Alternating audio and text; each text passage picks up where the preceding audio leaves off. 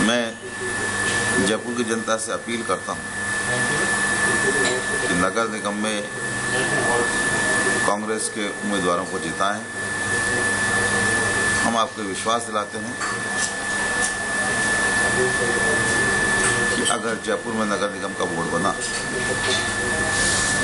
तो UD tax हटाने के मुद्दे सहित विभिन्न मुद्दों को लेकर हम भाजपा सरकार के खिलाफ संघर्ष करेंगे, जयपुर की जनता की सेवा करेंगे। आज जयपुर का जो विकास हुआ उस विकास के में एक काम भी ऐसा नहीं है जिसका शिलान्यास और लोकार्पण दोनों काम भारतीय जनता पार्टी की सरकारों ने किया।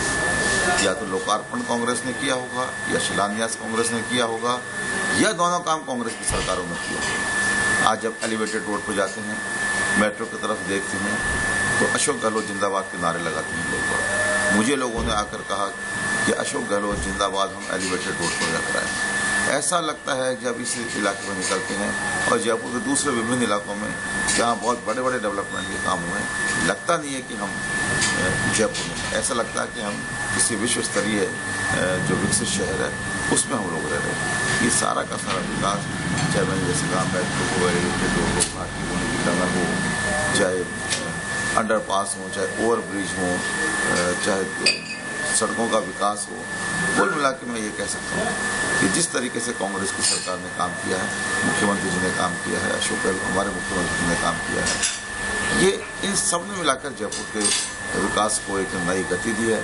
जो व्यक्ति 4-5 साल पहले आया वो आज ये पहचान नहीं सकता अगर वो 4-5 साल के दौरान जयपुर में आया कि ये वही जयपुर है। मैं राजस्थान विश्वविद्यालय के सामने से निकलता हूँ, जब मैं राजस्थान विश्वविद्यालय छात्र संघ का अध्यक्ष हूँ, मुझे लगता नहीं है, क्योंकि मैं लगातार नियमित रूप से इस इलाके को देख रहा हूँ, मुझे लगता नहीं है कि ये वही जवाहरलाल नेहरू मार्ग है, ये वही जेडीए का चौराहा है, ये वही जयपुर है। ये जब आगे निकलते हैं तो पूरा जो एयरपोर्ट तक का जो इलाका है ऐसा लगता है कि हम सपने का जयपुर देख रहे हैं। इसके अलावा न सिर्फ विकास के कामों की बात है, जो राहत के काम है, सामाजिक सुरक्षा के काम है, विभिन्न तरह की पेंशन योजनाएं हैं, खाद्य सुरक्षा का मामला है, लोगों को, विधवाओं को, वृद्धों को पेंशन देने की बात है। इसके साथ ही मुफ्त दवा की बात है, मुफ्त जांचों की योजना की बात है, जानवरों के लिए मुफ्त दवा की बात है। इतने बड़ी बड़ी योजनाएं कांग्रेस की सरकार ने चलाई। इसी के साथ न सिर्फ ये योजना चलाई, लोगों को और भी राहत दी गई। राजस्थान में हाउस टैक्स खत्म किया गया और हाउस टैक्स खत्म ही नहीं किया गया बल्कि हाउस टैक्स खत्म करके जो पिछला बकाया लोगों पे था 360 या 380 करोड़ रुपए तक का जो कर बकाया था उसको माफ भी किया गया। तो मैं कुल मिलाकर ये कह सकता हूँ कि हमने पूरी तरीके से सरकार के दौरान अच्छे काम किए।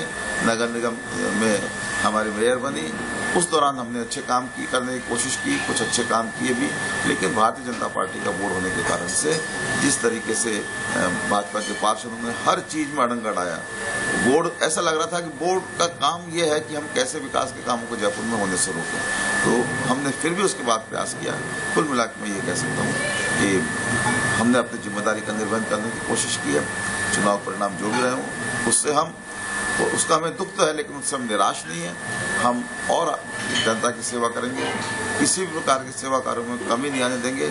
और ये कहना चाहता हूँ कि अगर कांग्रेस का बोर्ड बनता है तो निश्चित रूप से हम जयपुर की जनता की भी सेवा करेंगे और जो भाजपा के जो जन विरोधी काम है, जो योजनाओं को बंद करने की बात है, उनका भी डटकर मुकाबला करेंगे। ये बात मैं कहना चाहता हूँ। मैं इसी के साथ एक बात और कहना चाहता हूँ कि हमें नैतिक बढ़त हासिल है। सचिन पायलट जी के नेतृत्व में जिस तरीके से हमारा टिकट वितरण हुआ है और उसके अनुपात में जिस तरीके से भारतीय जनता पार्टी का टिकट वितरण हुआ है, कि नामांकन तक सूची जारी नहीं करी, ये अपने आप में एक नैतिक हार है। हमें नैतिक बढ़त हासिल है। मुझे विश्वास है जयपुर की जनता हमारे उम्मीदवारों को जिताएगी।